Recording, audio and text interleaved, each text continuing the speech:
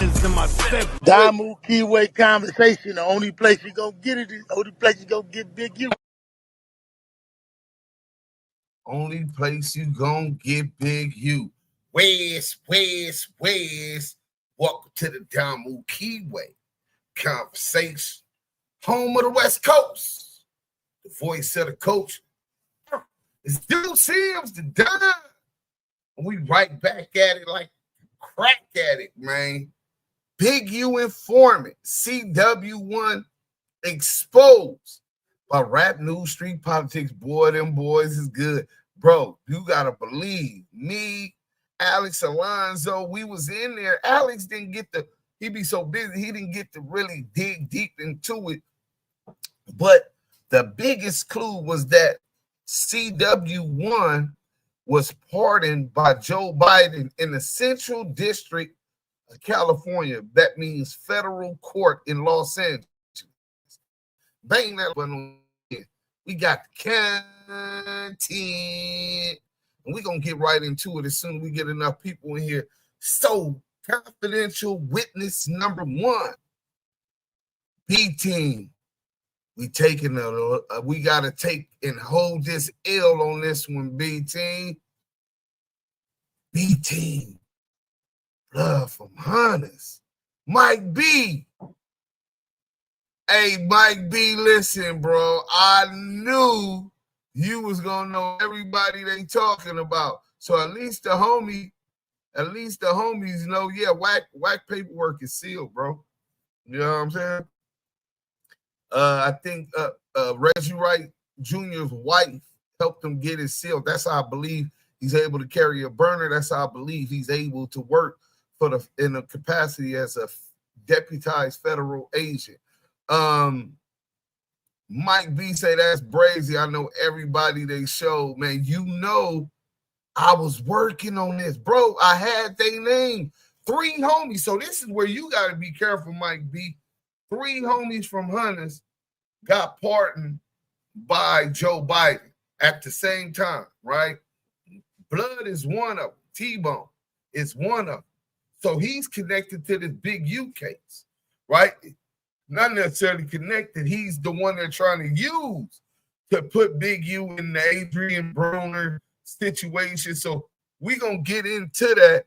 But does that mean that everybody they pardon or they slide some dudes out with a pardon so they could be out here working?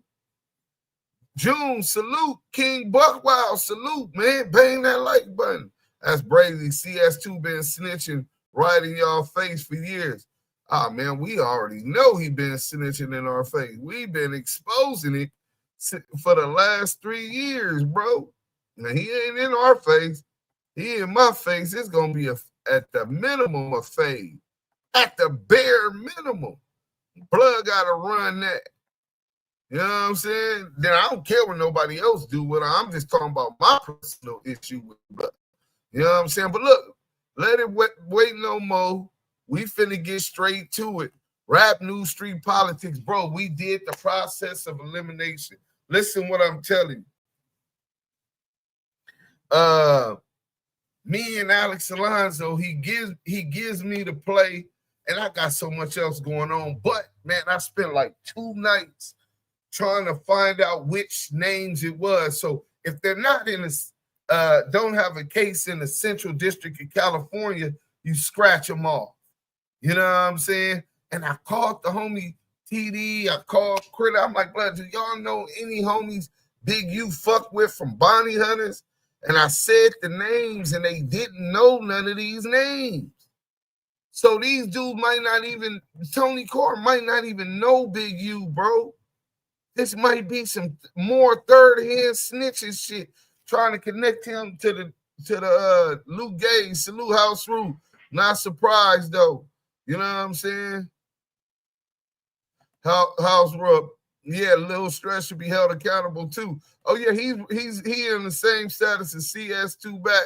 You know what I'm saying? He running from them issues that the homie's been doing, but he had been running, man. You know what I'm saying?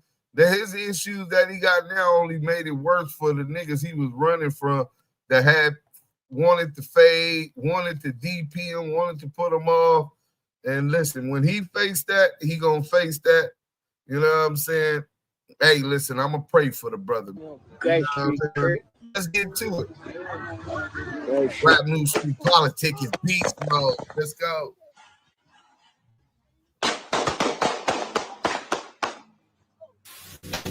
Hey, hot set sticky situations, told you ain't no rushing greatness.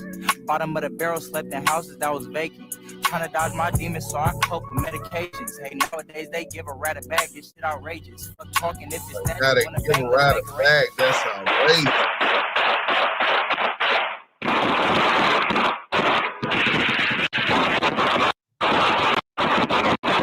You don't think that the government had any reason Watts, to California, suspect that the Crips were dealing in firearms in Compton? Rap News Street Politics, the best hood channel on YouTube. And we back in the hub of the dub, Compton and Watts, with that Double M Money Murder Gang, the Jack Boys, Eastside PJ Watts Crip.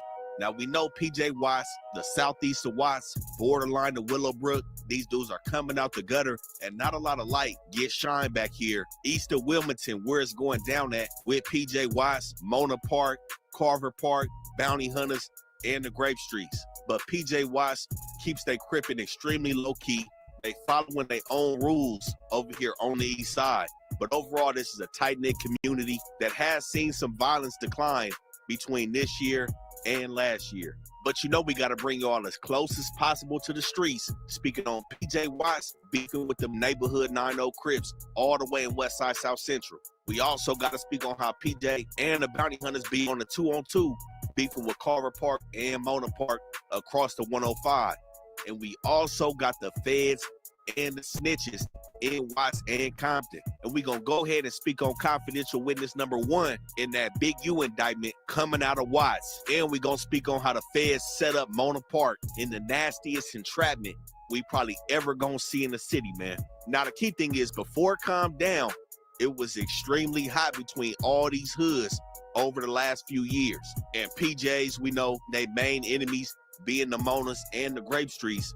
They're 2 years removed from a situation where they was having some back and forth gunplay with the Grapes in 2023, when the Grapes accused the PJs of being in their hood out of bounds, and some things went left off 99.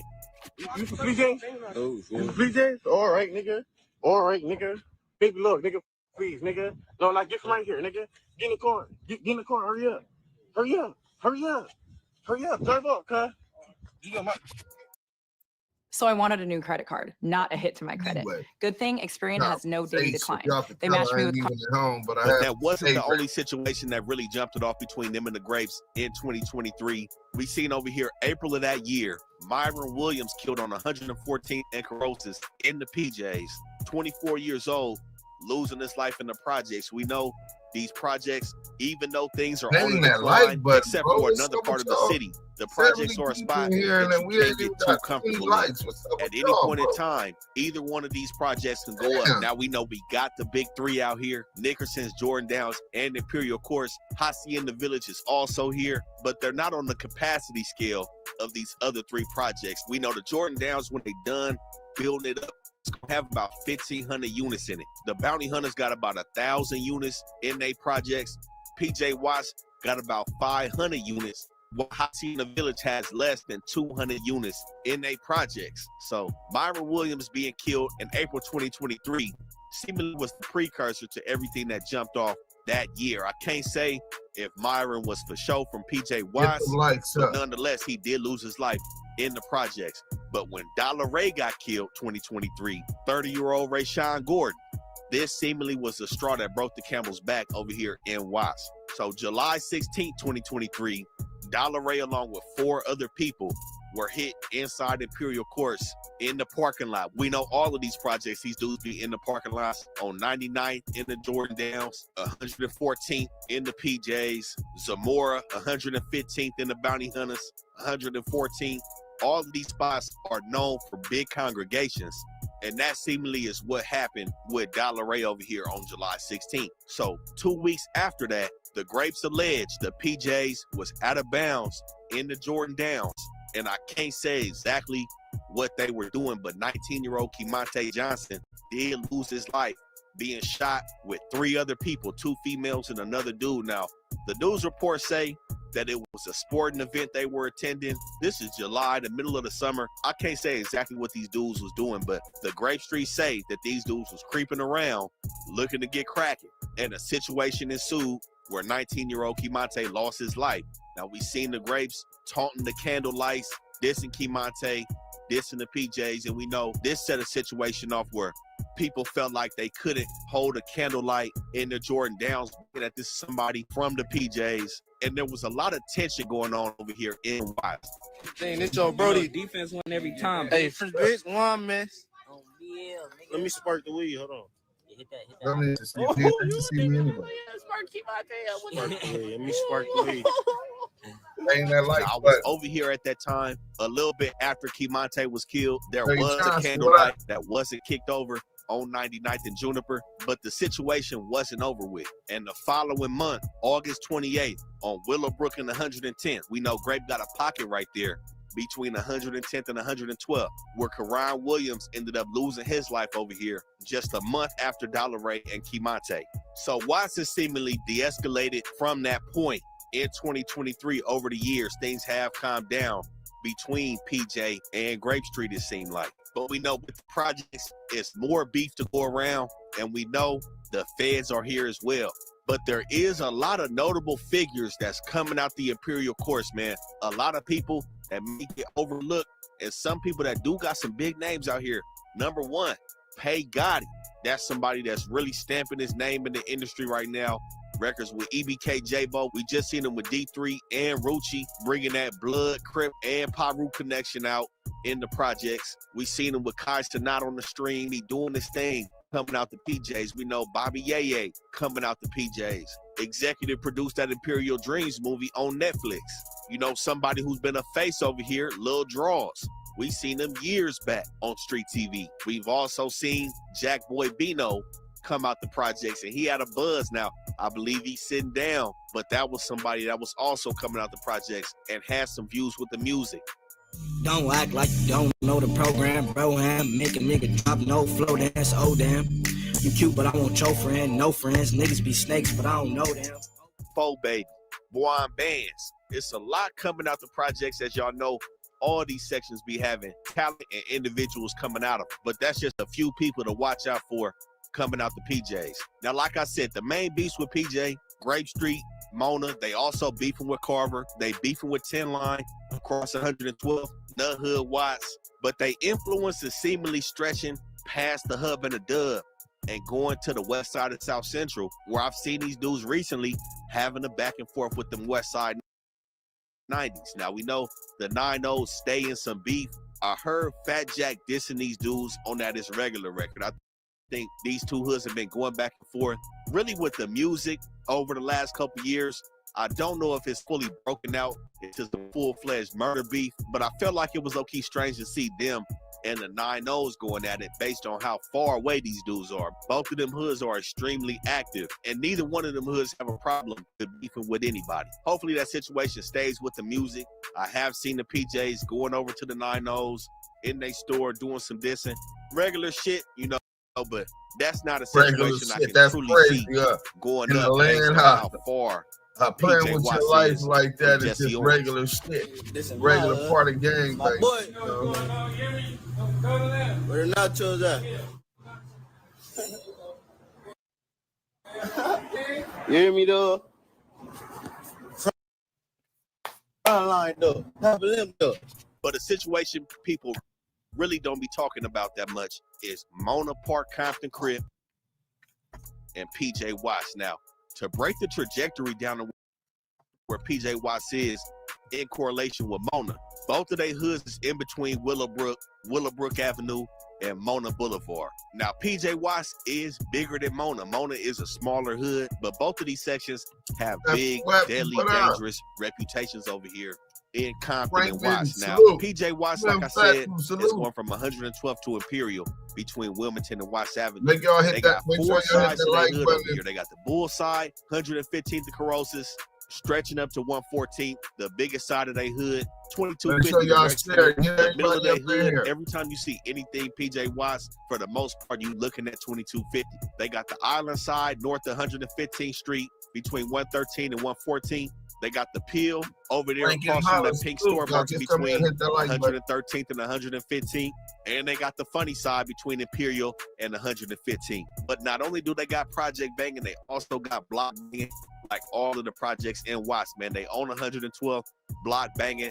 And when you come east of Wilmington, down to 113th, 114th, and 115th, those are also blocks. And this is what I mean by sometimes a lot of light doesn't get shed on PJ Watts. If you don't know this area, you're not familiar with it. When you go down Wilmington, it doesn't look like projects is over here. They're not as clear cut from the streets like the Bounty Hunters or the Grave Streets. You can see them from the 105, but if you're coming on the streets, you can really end up in a bad position, turning down one of these blocks and end up in the middle of the projects, man. But overall, they do have some terrain over here. Now, Mona Park is just down Willowbrook from these dudes. So Willowbrook turns into Wilmington around 115th, but Mona Park is existing on both sides of Willowbrook between 118th and El Segundo, stretching between Wilmington and Mona Boulevard, and really Alameda once you get past 124th. But over here, they tighten it with the Carver Parks, and they cool with CV124. Big Pocket Hood, 7th Street, which is the hood right in between them and the PJs. 7th Street is not a large hood. Y'all may be familiar with it with Glasses Malone, but that is the section that separates PJ Watts and Mona Park.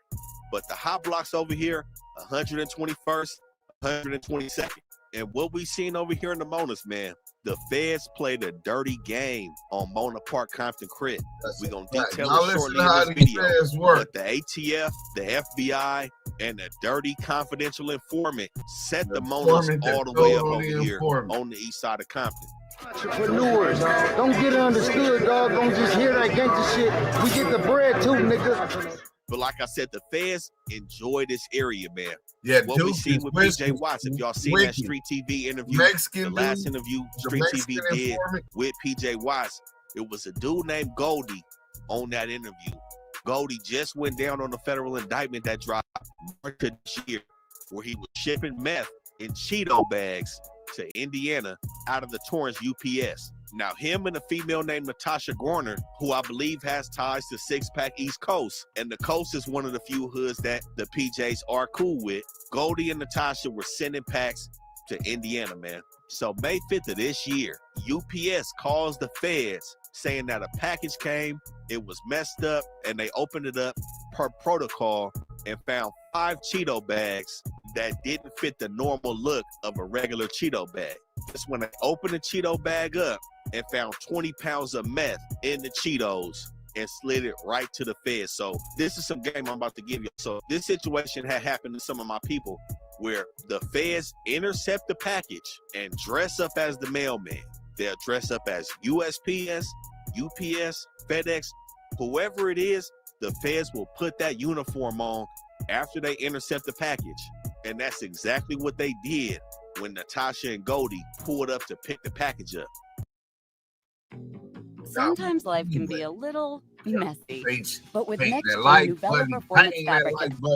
Now, right before that, another package of Cheetos that came in, totaling 40 pounds of meth wrapped in green plastic bags in these Cheeto bags. The feds grabbed them and beeline that morning to the location in Indiana where Goldie and Natasha pulled up in the minivan, jumped out, and picked the shit up. Now, the feds do this because they want to catch you in the act. This is well beyond a reasonable doubt. They don't want to do no guessing. They don't want to have to rely on cameras. They will set you up like this. So after Goldie and Natasha picked the bags up, the feds got on their ass. Goldie go on a high-speed chase and ends up crashing the whip, going down on this federal case in March. Now, the crazy thing is he already took a plea deal for 40 pounds of meth. He done got hit with 17 years. It took him less than a year to cop out. Now, Natasha, she got these ties to the coast, I believe, on 62nd. And I don't know what she doing. I can't put no jacket on her. I'm not going to do that. But some shit looked kind of strange. So Goldie's case was seemingly moving. Her shit just stalled out. My thing is, what made him take a plea deal for 17 this fast, other than being caught red-handed and shit, you know, and him going down previously for other shit on the state case. We know how the feds and the guidelines work. It's a point system based on your criminal history and the charges that are alleged in the federal indictment. But I believe Natasha is still out here moving around, and that's up to y'all to figure out what's really going on with that situation. But that's the feds and PJ Watts this year. The PJs are cool with East Coast. Not too many allies are had with PJ Watts, but another hood is Bounty Hunter Watts. Now, you can say these two hoods are loosely allied. I wouldn't go as far to say the PJs and Knicks are clicked up. They're cordial, and they share a lot of beef together. Even with Athens Miller, Carver, Mona, Great. But I have seen them kind of go back and forth, little scrimmages with females, shit like that. But we did have some implications when the feds hit the bounty hunters in Operation Loyalty Matters in correlation with Big U's federal indictment. Now, when we dropped that Big U federal indictment, we spoke. So let me go ahead and stop sharing this real quick and show y'all the federal indictment that he talking about, right? Central District, federal indictments target street gang for alleged crack cocaine distribution and firearm offenses at housing projects in Watts. Now, mind you, this is 2021, Wednesday.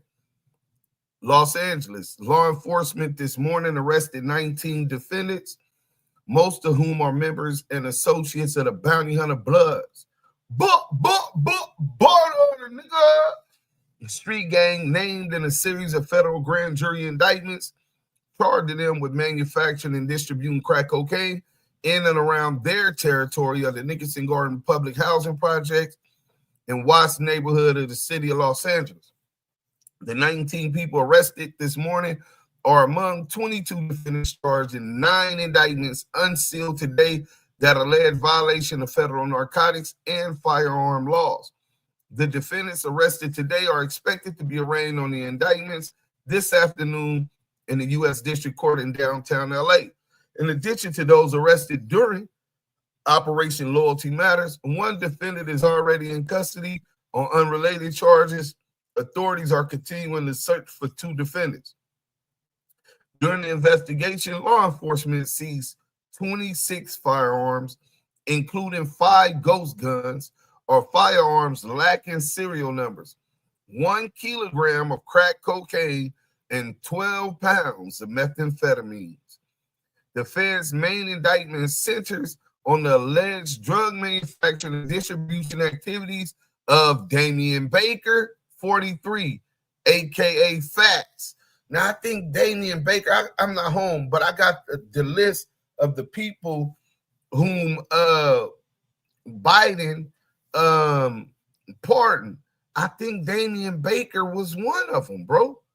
But anyway, 43, aka Fats, and Tony Carr, 49, aka T-Bone. So y'all know he's older now. I think he's like 55 years old. 40, Tony Carr, aka T-Bone, both of whom are documented Watts-based Bounty Hunter Blood gang members. The 15-count indictment also charges Baker's alleged network of narcotic suppliers, manufacturers, and distributors. From August 2019 to May 2020, Baker obtained powder cocaine from suppliers and, along with Carr, manufactured or cooked crack cocaine in Nickerson Gardens, then prepared and packaged crack cocaine for other distributors and customers in the housing complex, according to the indictment. The conspirators allegedly collected proceeds from the crack cocaine sales after distributing the drugs to customers via hand-to-hand transaction.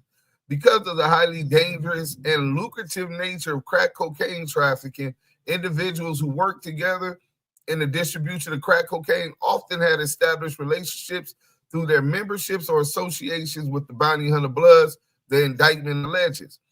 Baker, Carr, and the indictment's 10 other defendants are charged with 1 count of conspiracy to manufacture, distribute, and possess with intent to distribute crack cocaine. Baker faces 8 additional felony charges in the indictment, while Carr is charged with 6 additional felonies, including narcotics distribution and firearms-related offenses. And he's going to get into the description. The indictment gave us a description of who CW1 was, and one of them was about, I think it's called 246, 243, discharging a firearm in a residential house or dwelling, some shit like that, right? And that was one of the things. They gave us another clue that CW1 was pardoned by Joe Biden. Well, there's a list of those pardoned by Joe Biden, and we had the list already seeking. And I seen 3 niggas from Bounty Hunters. I'm like, bro, what's up with this? How is 3 homies? And when Big U family is telling me that they don't notice none of them names that I said I kind of thought I just felt befuddled. I said, man, I got to get a background on all of these niggas that's left on the list. I was down to 5, and those 3 were all part of the 5. The remaining 8 indictments charge an additional 10 defendants with violating federal narcotics and firearm laws. An indictment contains allegations that a defendant has committed a crime. Every defendant is presumed innocent until and unless proven guilty beyond a reasonable doubt.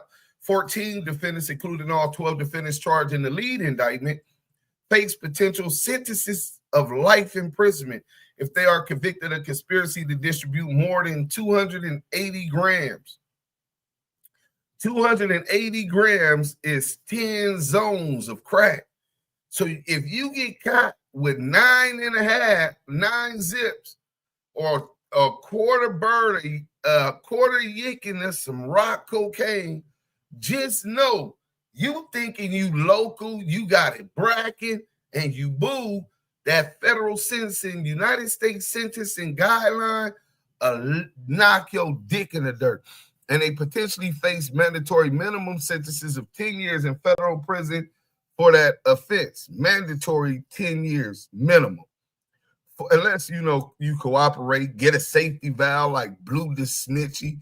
4 additional defendants face mandatory minimum sentences of 5 years in federal prison if convicted of charges of conspiracy to distribute 28 grams. So if you get caught with a zip or more of crack cocaine, you got a 5-year mandatory minimum. And possession of a firearm in furtherance of a drug trafficking, that's the 922G, right?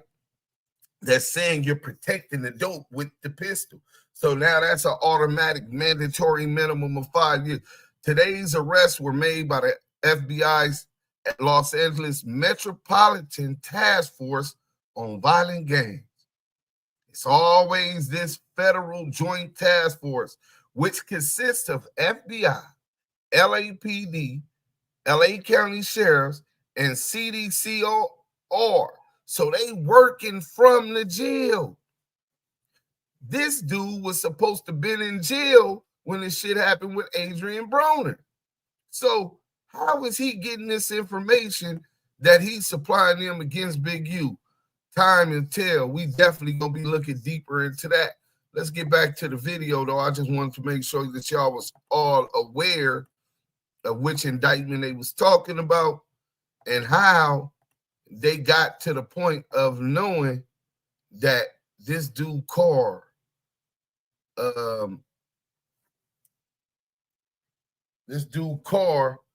was I wonder if he's connected to CS2 back. Let's go. Spoke about a confidential witness, the one that was snitching to the feds about Big U shaking down athletes, shaking down Adrien Broner, the NBA players, the NFL players. There was a confidential witness in that case who was the initial confidential witness, and the feds had put out in the paperwork somewhat of a description of this individual. Now, I know a lot of people was talking. We had another individual that we broke was a snitch, and Dale Morrison, certified rat, and some people tapped in, reached out to us about this situation with this individual and brought some things to light. Now, all we gonna do is line up the information for y'all and y'all do what y'all do with it. But CW1 used paperwork hadn't been released up until this point. So in 2019 to 2020, the feds was in the bounty hunters, watching them move rocked up powder throughout the Nickerson Gardens and other areas of Washington Compton. The two main players in that was Damian Fats Baker and Tony T-Bone Carr. Now overall, 22 people went down, but it said that Fats and T-Bone was the main ones rocking up powder and distributing the powder through other crackheads in the neighborhood. Now Fats had made this shit a family affair. He had his stepson and his baby mama in on the operation, everybody from bounty hunters doing they shit. And like every other case, they were serving the confidential informants over here in the Knicks. Now the feds had Fats and T-Bone phones wired, listening into their conversation. They had T-Bone speaking about spraying guns throughout the Knicks, and the Nickersons were extremely hot at this time with the gunplay, and we gonna get into that as well. But them people end up raiding one of the crackheads' house, everything goes down, shit goes left. These dudes all hit the feds. Now, T-Bone was about 50 at this time when shit hit the fan in 2020, and he was originally sentenced to 188 months in the feds, with this being his 7th felony drug trafficking conviction in his 50s. They hit him over the head, but one would say 188 months when you facing a life sentence for your 7th drug conviction is a sweet ass deal. And this is what takes us to that big U indictment. Now, we know a lot of people spoke about the people snitching on there. I heard somebody talk about the 50 gang members just telling like that. Motherfucker just be saying anything. 50 people ain't finna take the stand. It may only be like 3 or 4. But the description that the feds gave of this individual was, number one, about his criminal history. 2003, 2009, violations for the drugs, safety code 113.5. Now, we know that's usually that crack, that health and safety code. Niggas is serving off that. So when we look into Tony Carr, T-Bone, we look into his criminal history in LA County, 2009, what does he have? That health and safety code violation, 113.5. Now again, in 2003, he not only had another health and safety code, but he also had shooting into an inhabited dwelling. But follow the words, in violation of Penal Code 246. 2003, we see this dude with a 242-243. So mind you, the feds in the Big U paperwork didn't say he was convicted of a 246. They said he was in violation of a 246. When they brought the charges on him in 2003, they only had enough seemingly to bring the 242 to 243. So in basic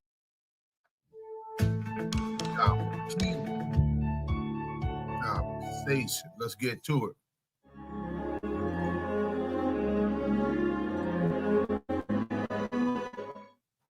terms, November 2003, he goes down. He initially violated the 246, shooting in an inhabited dwelling. Somehow, some way, he got his shit all the way dropped down to a battery.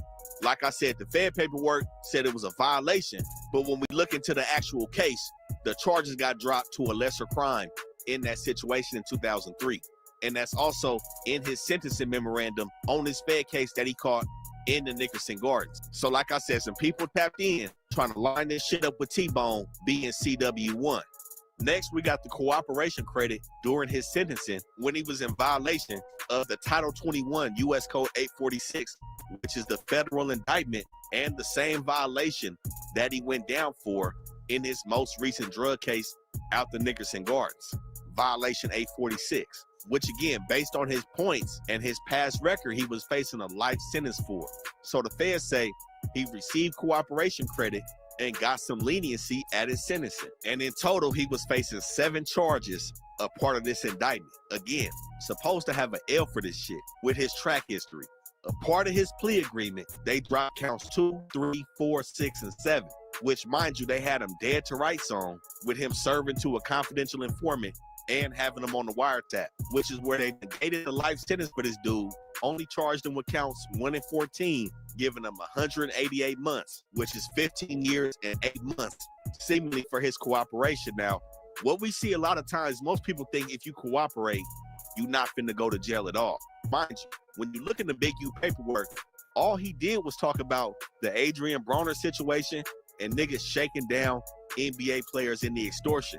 He ain't give up no bodies, no murders, he ain't take the stand on nobody. So that's not finna get him all the way clear cut off of a life eligible offense. But it got him all the way down to 15 years when he was facing the L again for a 7 felony drug conviction.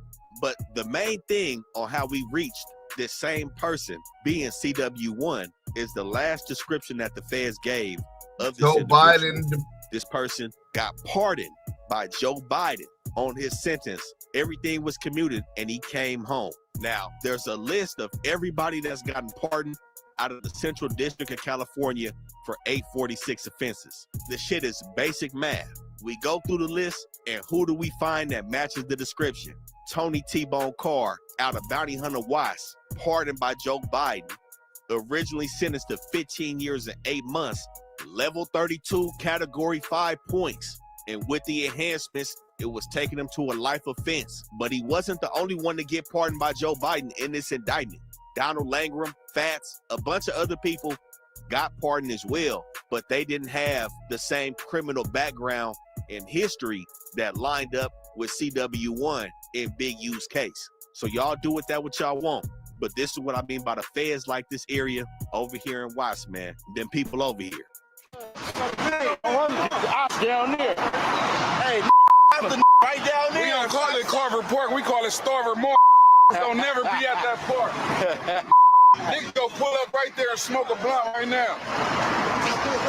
Bro, you see that, get the sign. You see it, man? Zoom in on that. Zoom in. Who gonna say that stay hood, but let us hit up on it? Nigga, Bonnie-Anna's right there, my nigga. We got the DKs. What DAs? Nigga, stop playing. Now, like I said, at the same time, this area was extremely active between bounty hunters, PJ Watts, Carver Park, and Mona Park. In January 2021, on 123rd and Compton in the Carvers, LaRon Folings is killed. April 3rd, 2021, 121st and Central, the Carvers. Carl Hampton is killed. And over the next 2 months, there are 6 homicides inside the Nickerson Gardens.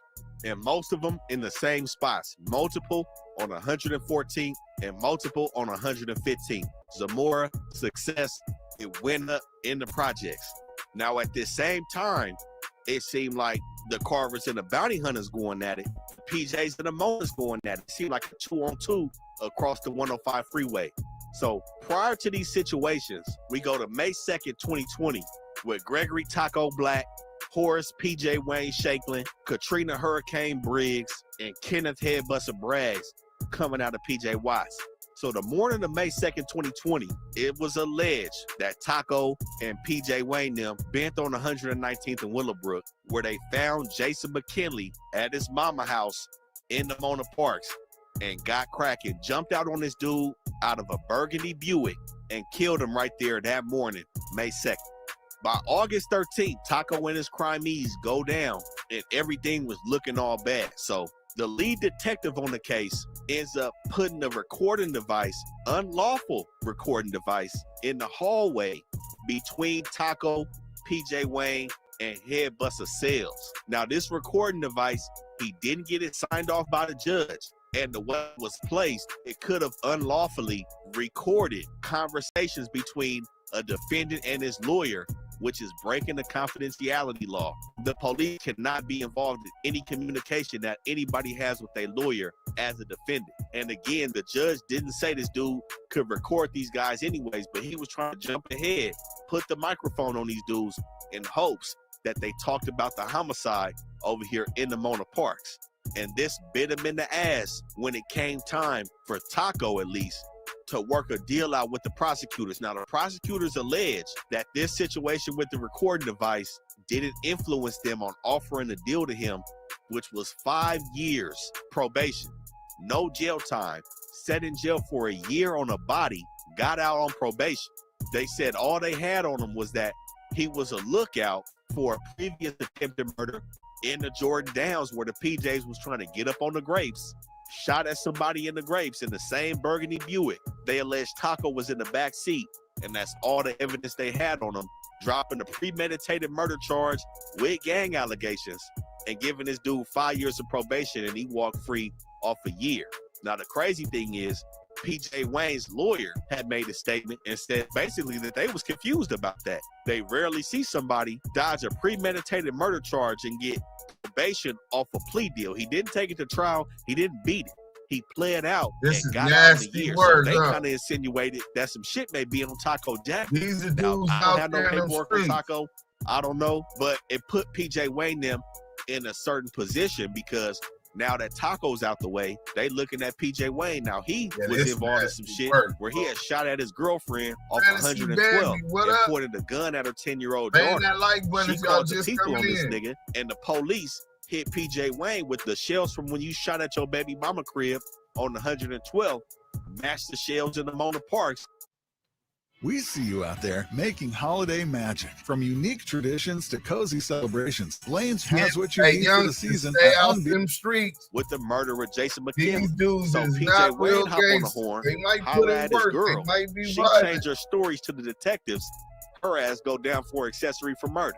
The detectives then try to pull her daughters in, the ones that was there when PJ Wayne allegedly shot up the crib and pulled the gun out on one of them. And the folks allege that her lawyer hatched up a plan to make sure the kids don't testify, take a stand against PJ Wayne or their mama. The people end up arresting the lawyer and arrested some of PJ Wayne's girlfriend family for plotting to dissuade a witness. And the whole shit was a mess, man. A lot of people went down, but PJ Wayne, along with Taco, seemingly dodged the bullet with this case, while Katrina Briggs Bradley ended up getting sentenced to 12 years in the state, while Headbuster received a 21-year sentence jumping out that burgundy Buick.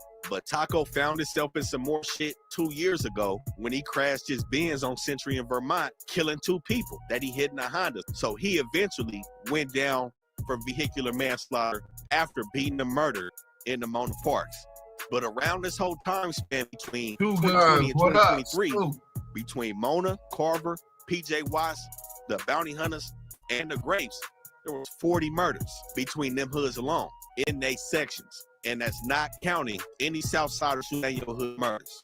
But the Monas also found themselves in the middle of some shit later that year in 2020, where people allege where they seen 80 shells drop on the 121st in broad daylight, October 22nd.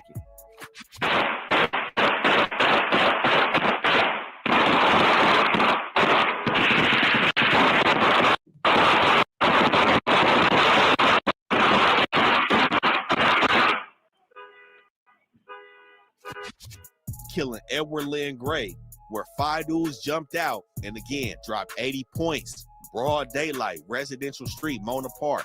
Now, just to paint the scene, these ain't apartments in Mona Park. They only got a couple apartment buildings, like the corner of Willowbrook and 122nd. Most of these spots over here are gonna be houses.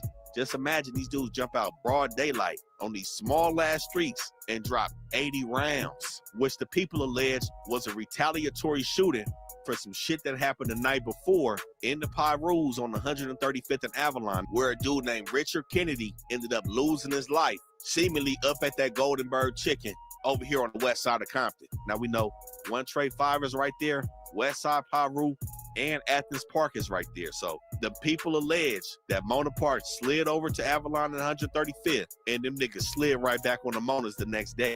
And then they say the Monas slid back a month later in the same spot on 135th and Avalon. Deontay Johnson is killed. And then 2 weeks later, it's up in the Monas again on 123rd and Wilmington. Daryl Moore is killed. Oh, okay. That's the borderline of Carvers and Monas. So when we talk about this decline in the city, which is good, these are the situations that exhausted the shit. But like I said previously, Mona Park got the bad end of the stick when the ATF slid to their hood in 2015. I never understand this pain. I still having long talking bread till this day. I swear you left me all alone, this shit don't feel the same. Say homies ain't homies, these niggas steady switching lanes. I'm politicking with a rat, that shit ain't never gained. Now, crazy enough, there was an individual over here, and I'm sure people from Mona is listening to this, and shout out my people from Carver Park, shout out my people from Mona Park, y'all know who you is, but y'all remember a dude over there named Duke, Hispanic man, living on the west side of Willowbrook Avenue, 122nd and Willowbrook, at one of them apartments over there on the corner. Duke was a confidential informant since 2004.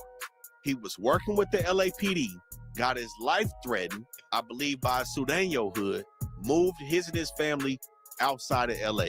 Fast forward to 2015, his family's tired of hiding, tired of not being in the mix. They want to come back to California. He said he looked on Craigslist. The Mona Parks was the only place he can move into, set up shop right there on 122nd and Willowbrook. And this is where he alleged Francisco Hill, aka Freebo, approached him on 122nd when he moved in, banged on him, got acquainted with him, told him 122nd was $1 million dope block. The confidential informant also smoked rock and meth. But this is the point where he befriends people from Mona. He had previously worked for the FBI, the ATF, and the LAPD at this point, and played a dirty game on 6 people from Mona Park. Dudes like Freebo, Bucky, Smoke, Slim, Milkman.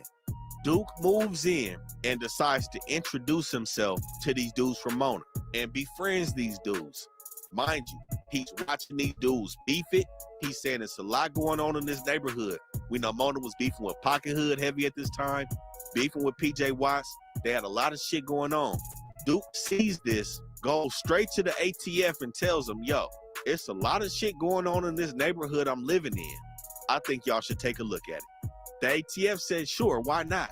They begin to lace this dude with Newport cigarettes, Jordans, and jerseys. He goes back to the Mona Parks, passing this shit out to this community that he's befriended. Mind you, the ATF have also began to play a race game over here. Because again, the 124s and the Monas are cool. The black and browns are cool. So now you've implemented a Hispanic man intermingling with a black gang to take these dudes out. This is why people do not trust the police. This is why these communities will never be on the same page. Look at the type of shit they was doing. And then you lace this nigga with Jordans and jerseys and shit and cigarettes. So he start passing these things out to these people and just so happens to bring up, hey, I got a connect that's actually a part of the Armenian mafia who's looking to buy guns. Now, the whole thing about this case was entrapment. None of these individuals that they targeted that ended up going down in this indictment were known to be arms dealers. None of these dudes was known to be dealing guns on the street. They forced these dudes and lured them in by saying that they would pay double or triple the price if they can somehow get them guns and get them in the hands of this snitch Duke, and he can supply his Armenian plug with these guns. So these dudes from Mona went out to seek guns from spots like Arizona and Nevada under the guise that they was going to be paid triple what the normal street value would be for these guns. But the thing is, they didn't just take one round of guns and nab these guys. They didn't just go down, or he sold me a gun, arrest him. They waited 16 months and let the Mona supply them with 57 guns to rack up the charges on these dudes. Played a dirty game over here on the east side of Compton and was using Duke to blow the whole Mona Park hood up. It was even a point in time where somebody from Mona was on the run. They called Duke like, hey, go to their hood and figure out where he is. Some dirty games. And what we see in the paperwork, they protected this dude. Usually what we see in every case, when they go to trial, your name is on there. Whoop-de-whoop took the stand. They got no problem putting regular citizens or members' names in the paperwork. But when it came to Duke, they hid his name with all their power. I still don't even know his name. So when everything blew up, the ATF and the FBI tried to stand on the fact this that is how they come, and y'all be careful to move over there in the Monas because he wasn't working as a CI at the time. But as soon as he got there, he jumped on the payroll. And from July 2015 to July 2016, they had gave this dude about 25 racks for every dealing that he had with these dudes from Mona. Now, of course, the Fed's gonna sit there and tell a lie and not gonna say that they told this dude to go to this specific spot. He eventually took the stand and told the judge and the defense team that this was the only spot that he could get when him and his people moved back to LA. And overall, he ended up taking advantage of the poverty and the greed of these dudes in this neighborhood and the fact that they had a lot of murder beef going on. So when Freebo went down in the room with the detectives, they was talking about how PJ Watts was sliding into the Monas, getting cracking. The feds were paying attention to all of this, and they took advantage of that situation without any of these dudes having priors or having any real crimes that they committed before they put a confidential informant on 122nd and Willowbrook.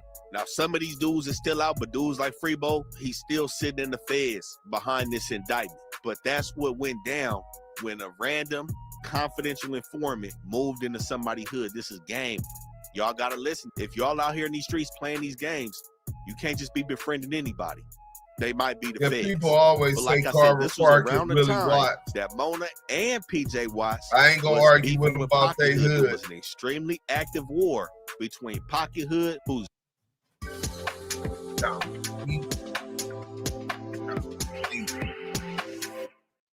just south of El Segundo from Carver Park. Pocket Hood is going from El Segundo to Stockwell between Wilmington and Willowbrook. Anzac Grape is also right here.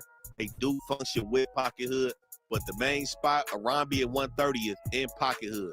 Another small hood in Compton, but these small hoods in Compton be having them niggas in it, man. They be having them riders coming out of these hoods, and no different is Pocket Hood. Now, Pocket Hood is aligned with Santana Block, and we had a piece video in Compton that we spoke about. We spoke about the alliances of a lot of these Compton hoods on the west side and the east side. Y'all go check that out. But it's a lot of alliances and beef at the same time between these hoods. So sometimes it's not really about the size of the hood, because they could be tied in to a bigger hood out here in Compton. But like I said, regardless of that, it's a bunch of riders from all these hoods. So it was a situation in 2014 that really turned the shit up. Right before the feds came over there on 122nd and Willowbrook, some people from Pocket Hood was having a birthday party in Carson. Now, a dude named Richard Lawrence, he was locked up at the time. His baby mama was throwing a party for their son, and Pocket Hood was in attendance. Some shit goes left, and it said that Front Hood, who was beefing with Pocket Hood at the time, had pulled up there with some people from PJ Watts, and that put the pause on them niggas from Pocket Hood, and, you know, fucked up the little kid birthday party, which is bad news. So when Richard Lawrence baby mama called him back, she tell him what happened. He like, well, who was up there? And she said, some bitches from the projects was up there with the niggas from Front Hood. And this is when Pocket Hood pressed play. So that was October 18, 2014. A week later, Christopher Stone, aka Lil Shaq from Pocket, and Dan Young, aka Dice, is sliding through the projects October 26, 8:30 at night. Like I told y'all, these projects are main spots where people congregate. These parking lots, it be hella people outside sometimes. And this is where Letitia Salazar, Tyrone Jones, and a few other people was hanging out in the PJs. It said that these dudes from Pocket Hood jumped out on them, asked them where they was from. They didn't say nothing. They ended up getting off on them, shooting Salazar in the hand and the ankle, and hitting Tyrone Jones in the face and the hand, with 5 shells recovered at the scene. Now, an hour later, these dudes spent the block back. That shit happened at 8:30, 9:20.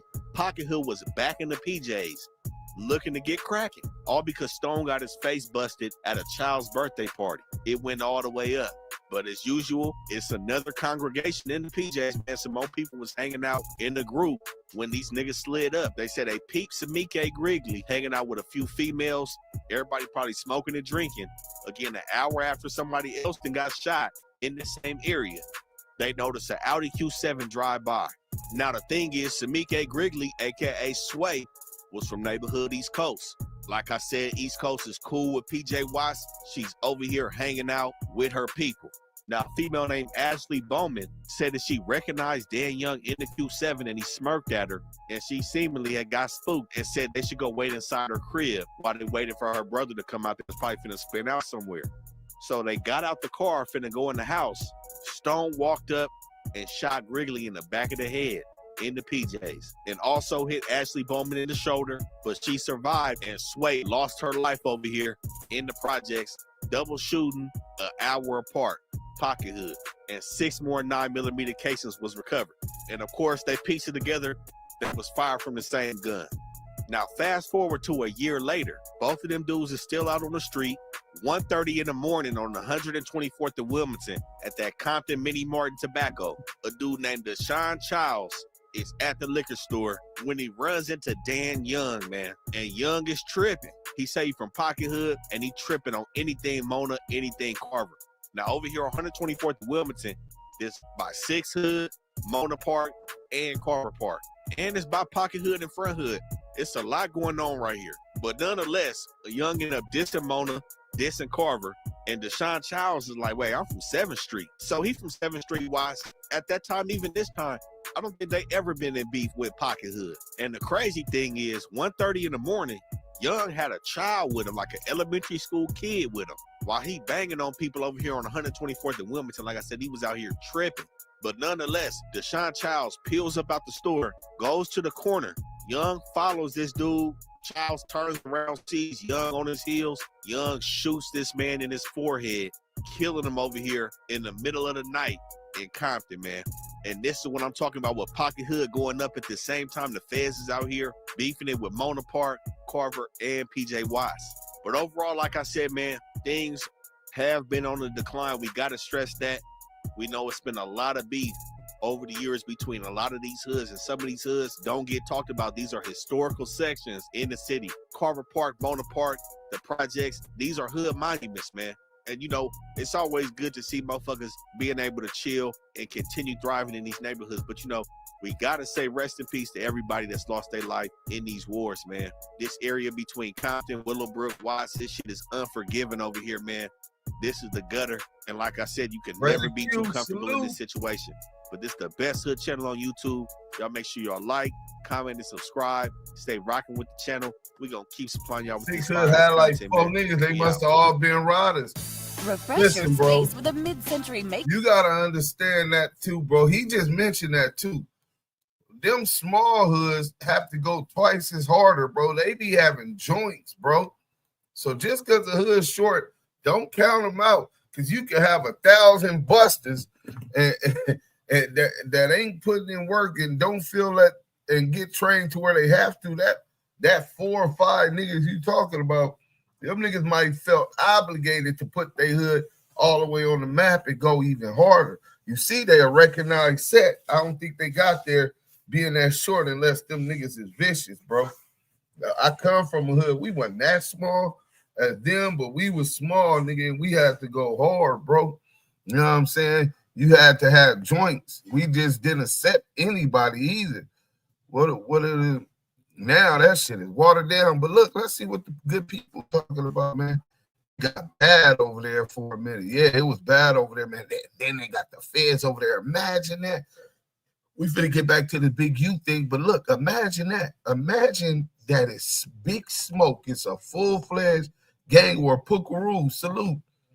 It's Big U might have known him, but he didn't know him. Duse, I grew up around the corner from them. It wasn't like that. Well, you might got better insight. You definitely got better insight than me. I ain't for what. So, you know, that was your experience. You know what I'm saying? But okay, let's go to this real quick. You know what I mean? Let's go to this real quick. So I found some other paperwork when the dude pled out. The dude, Tony Carr, right? And then his state case, the shooting case, is sealed. I guess he busted his baby mama or something, right? So let's get to this first, right? We're going to go ahead and get to this first. And then we're going to cut this one short.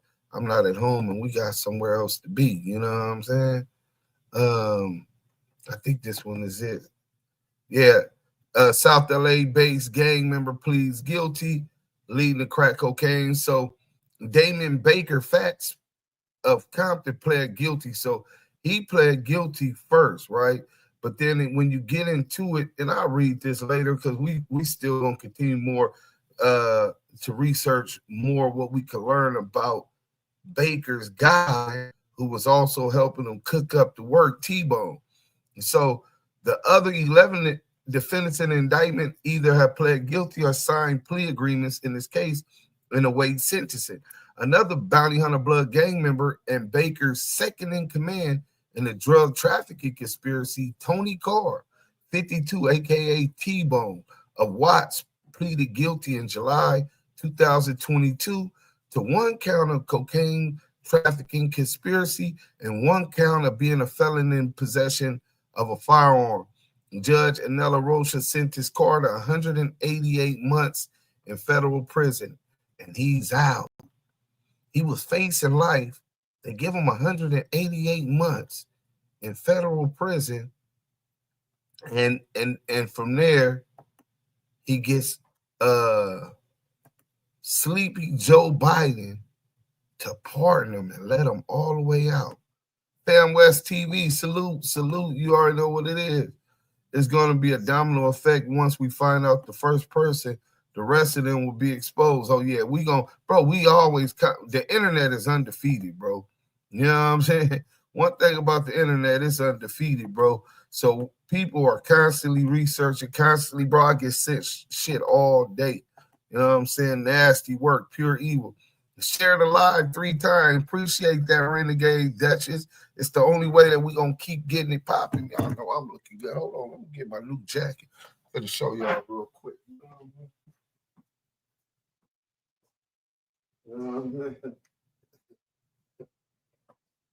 You know what I'm saying? Yeah, you know what I'm saying? We don't count me out like I ain't, you know what I'm saying? Mr. Fly Guy, you know what I'm saying? They say Dusty M's, I say Dusty Robes on the road to get the dough. Nobody knows how to get it like me. You know what I'm saying? But yeah, man, the NBA official joint, you know what I'm saying? You know, that's how we doing. Oh, y'all can't hear me? Fam West said he can't hear me. Renegade Duchess, can you hear me? One in the chat if y'all can hear me, man. Because maybe something wrong with my boy Fam West. 2 guns. Pookaroo, can you hear me? Okay, I'm good. Okay. That's what I'm talking about. Let me see. Okay, so y'all can hear me. Let me make sure. Maria might be.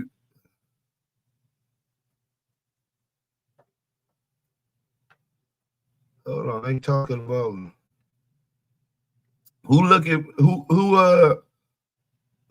to invest some money. Who's looking to invest some money, man? Securing a utility patent for your app is a crucial step, and it's completely understandable to look for strategies to manage the cost. The good news is that several programs and approaches are designed specifically to assist inventors and small businesses in your situation. The most direct solution is to explore pro bono legal assistance from programs backed by the USPTO. Yeah, who trying to invest into this app? When it's worth $1 billion, don't think you're gonna pay so much for just a share, a percentage of a share of this app. I'm always looking, champ. Hey, 2 guns, you got my number. DM me. Let me know how much you're willing to invest, and I can tell you what I could do. We got to sign a non-disclosure agreement, though.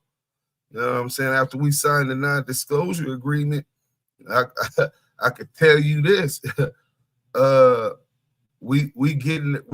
You see, I'm getting emails and shit right now about the app, man. First ever. This is a hostile takeover, corporate takeovers. You know what I'm saying? Oh yeah, 2 gun. We need to chop it up, bro. I mean, for real, bro. You know what I'm saying? You got my number still, right? Let me make sure you got my number. You know what I'm saying? Okay, so we already got through the hour on IG, so IG shut down. Hey, Mike B, man. Oh yeah, hit me tomorrow. You still got my number? Yeah, just hit me tomorrow, bro. That's perfect. You know what I'm saying? Because I'm gonna know. I speak with the grant people in the morning.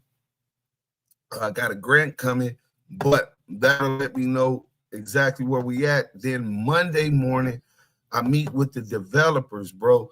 So they're talking about 7 months it could be done. Let me see. Yeah, hit me. Raider Q. Interesting investment opportunity. I like that. Yeah. See, one thing for sure, I got a dime, Deuce. Hey, it's Ojako. DM me right now. Hey, it's Ojako G. DM me right now, and we gonna chop it up tomorrow too. You know what I'm saying? DM me right now so I can send you my cell number, and we gonna chop it up tomorrow too.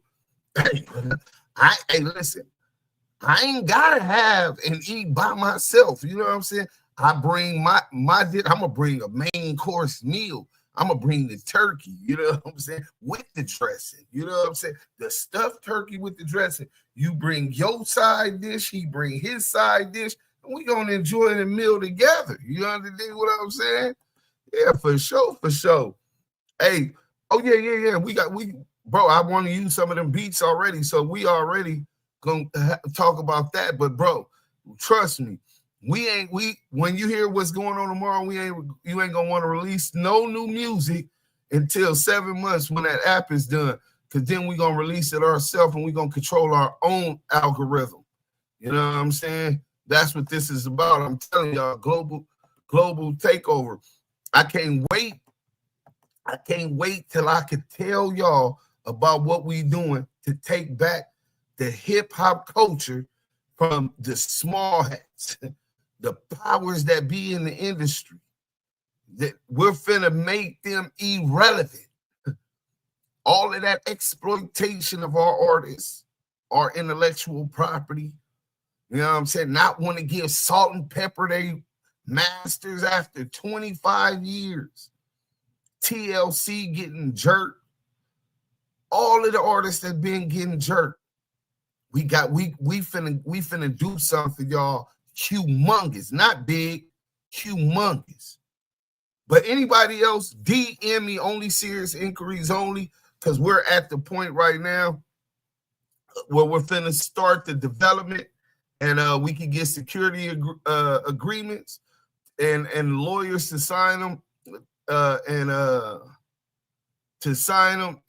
go get them notarized, and we could take care of this dirty ass industry and clean that shit up the right way. Salute to everybody, man. Damu Kiwe. Conversation.